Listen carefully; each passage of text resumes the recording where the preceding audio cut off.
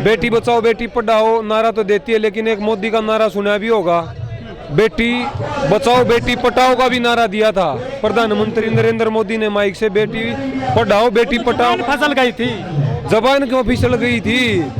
जबान नहीं फिसली, जो दिल की बात होती है, जो सच्चाई होती है, वो कभी ना कभी तो जुबान पे आएगी, और बीजेपी ऐसा ही करती है। संस्कारी पार्टी बताई जाती है भाजपा, तो संस्कारी नहीं, गुंडे की लुटेरों की पार्टी है ये, कोई संस्कारी पार्टी नहीं। संस्कारी इसमें मांगे के, यह तो लूटपाट, जितने गुंडे जितने इस देश में जितने क्रिमिनल आदमी वो बीजेपी में है। लेकिन जो नवरात्रे आते हैं तो बेटियों के पैर पूछते हैं कन्याओं के, तो योगी मोदी फोटो भी तो तराने, देश तीनों भी तो दिखाना कि मैं मानने लाग रहा हूँ। इनके बेटी इनके बूंढते ही आज थी जामे नहीं है, इन्हें एक मकोड़ा थी आज थी पैदा नहीं कराया है, तो इन्हें बेटी का बच्चे का क्या पता चलेगा? कौन कह रहा है बजरंग दल ठीक है? बजरंग दल अगर मान लो वहाँ पे कोई पार्क में बैठा हूँ, जोड़ों को तो मार दे, आज हमारी बेटियों के साथ अन्याय होने लग रहा है, बजरंग दल क्यों नहीं हमारी आवाज उठा रहा?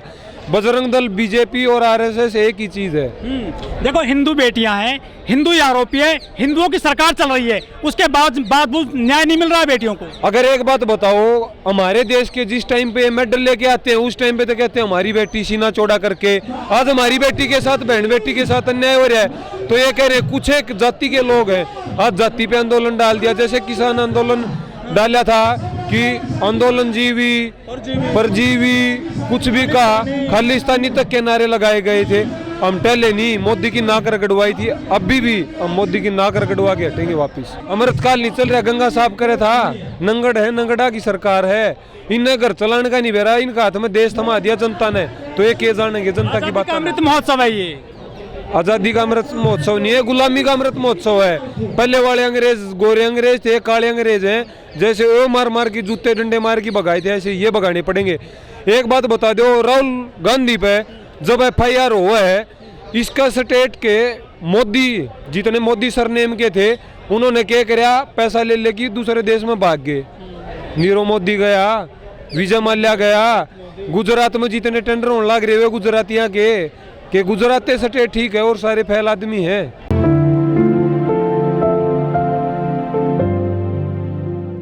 मेरा नाम अंकुश शिवाच है, रोहतक जिला युवा प्रधान, भारतीय किसान यूनियन चलूनी से।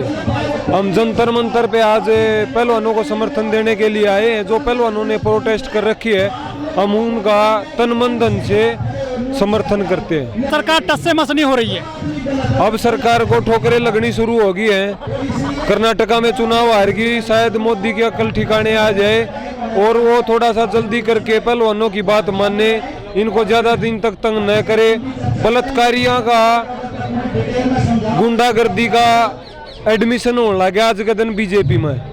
बाज बाज के अपने एडमिशन करें, जो बीजेपी में चले जा है वो तो एक अच्छा आदमी हो जाए, जो बाहर एक नॉर्मल आदमी अपनी जिंदगी जी रहा है, उनको ऊपर केस गिरने लाग रही हैं, दबाव बनाने लाग रहे हैं, चारों तरह की मार मारने लाग रहे हैं, मानसिक रूप से भी और फाइनेंशियल भी मार लोगों पे मारने लाग रहे हैं। जो थोड़ा सरकार के विरोध में बोलने लग रहा है उस पर ईडी की रेड लगने लग रही है। इनका परिवार नहीं है, परिवार तो इनका खुद का ही नहीं है, छोटी फेरे है। वो एक बाबा जाता रोड पे को बोले ये बाबा मेरी ने बोला बाबा अपनी है, छोटी फेरे है, इनका गलत तो वो काम होने लग रहा है। काम मजबूत हो रहे हैं। कर्नाटका में सड़क काट दी, कर्नाटका में मोदी को बार बार बोलेगा कर्नाटक मोदी को नाटक ही नहीं करने आए वहाँ पे।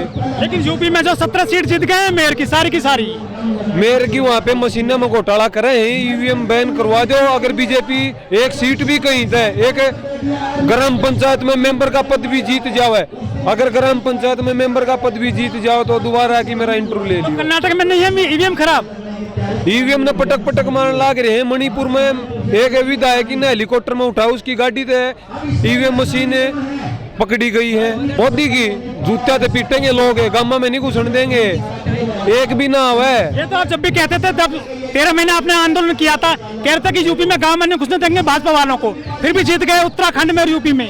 जब तक EVM बीजेपी की जान है, जैसे तोते में एक फिल्म देखी वो कौन सी मूवी है, उसकी जान तोते में थी, ऐसे बीजेपी की जान EVM मशीन में बंद है। जब तक EVM मशीन है मोदी किसी भी तरीके से हार नहीं सकता। EVM को बैन कराना होगा और लोगों को घर घर जाके और गांव गांव जाकर शहर शहर जाकर जागरूक करना होगा।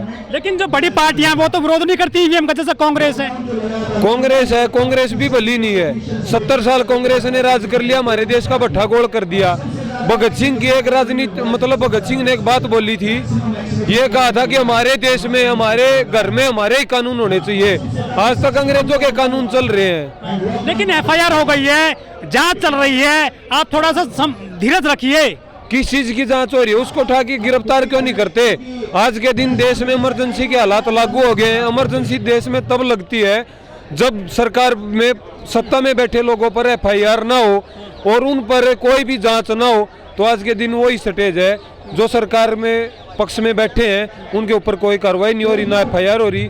अगर देश में कोई मजबूत दूसरा लीडर होता तो आज इमरजेंसी लग जानी थी। इसी कारण इमरजेंसी कह रहे हो, लेकिन वो कह रहे हैं कि देश में अमृतकाल चल रहा है। बुलडोजर लेके आएंगे। अगर किसी पहलवान को एक बार हाथ तो लगा दे। ब्रजभूषण को मैं इस मंच से खुली चुनौती देता हूँ, एक बार आके सामने तो देखे, किसी पहलवान का बाल भी छेड़ दे तो तेरे को मर्द मान जाऊं।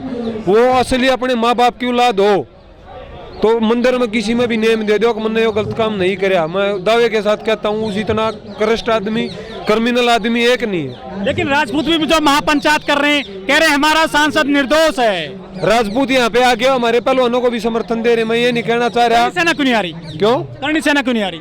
वो उनकी हेडिंग है, वो क्यों नहीं आ रही? उनके सिर में उनके दिमाग में उनका ब्रेन वॉश नहीं हो रहा। उनके ब्रेन में भूसा भर दिया कि यही चीज ठीक है। उनको पैसे मिल गए। कंगना रनौत भी नहीं कुछ बयान दे रही है। पैसे मिल रहे हैं उनको, जिसके पास मोटे पैसे आ जाएंगे वही चुप हो जाता भाई साहब। अच्छा, लेकिन बहुत सारी फिल्में बनी है खिलाड़ियों पर।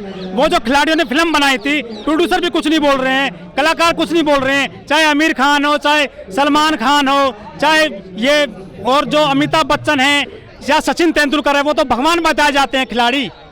वैसे तो देखा जाए तो भगवान हमारे देश के लिए मेडल जीत के लाने वाली कोई बच्चे छोटे बच्चे नहीं है। हमारे भाई, हमारी बहन, हमारी बेटियां।